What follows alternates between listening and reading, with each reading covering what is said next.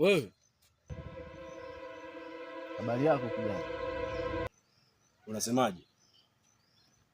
Nilikuwa na maneno mazuri tu kwa ajili yako.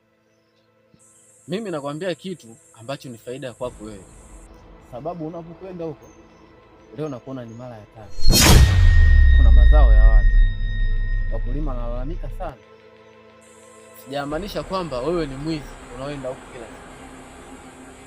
Sikiliza wewe brother, nikwambie. Mimi naona kwanza unaniletea habari za kishamba, umesikia? Alafu mimi sinaga mambo ile. Oa. Wewe bro, mbona unapenda kunifuatilia sana kwenye maisha yangu? Vipi kwanza? Vipi? Mbona sikuelewelewi? Hii mara ya tatu unaniambia hivi. Kwani wewe kama nani? Kijana, yani mimi ni mtata zaidi ya wewe. Oa, wazee wengine wao vipi? Mbona unaletea session wewe? Nenda. Oa, nikatae wewe mzee. Mimi ni mtata. Oa wewe mzee. Oa wewe nikatae. Umekanyaga moto. Tena oa wewe nikatae usinifuatilie. Umekanyaga moto, yani nakwambia. Nenda. Nenda.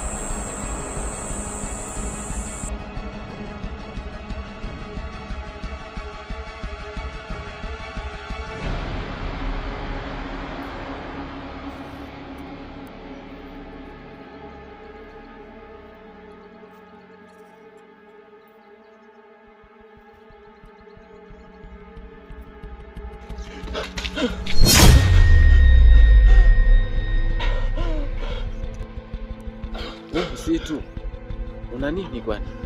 Una kama nimeona kitu cha ajabu sana. Sijai kuona kabla. Hebu niondoke tu. Sijaka nifika.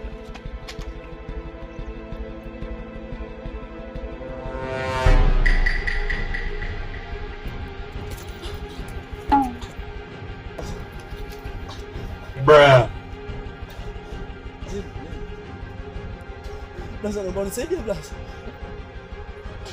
Uliokuwa unasema blaza kweli? Blaza, naomba unisaidie blaza.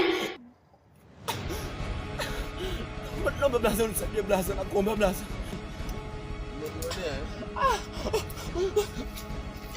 Blaza, naomba unisaidie. Please blaza, nipo chini ya miguu yako blaza. Blaza, naomba unisaidie blaza, unionyeshe hata njia nyumbani blaza, nakuomba blaza. Haki ya Mungu blaza, yani nikirudi nyumbani blaza mimi ndauza hata nyumba.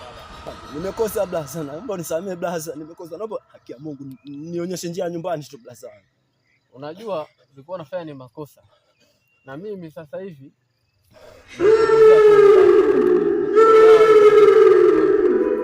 blaza, naomba blaza please, haki ya Mungu blaza, yani nitakupa chochote kile blaza. Nilikwambia sawa blaza. Blaza, naomba nisaidie blaza, naomba unielewe blaza.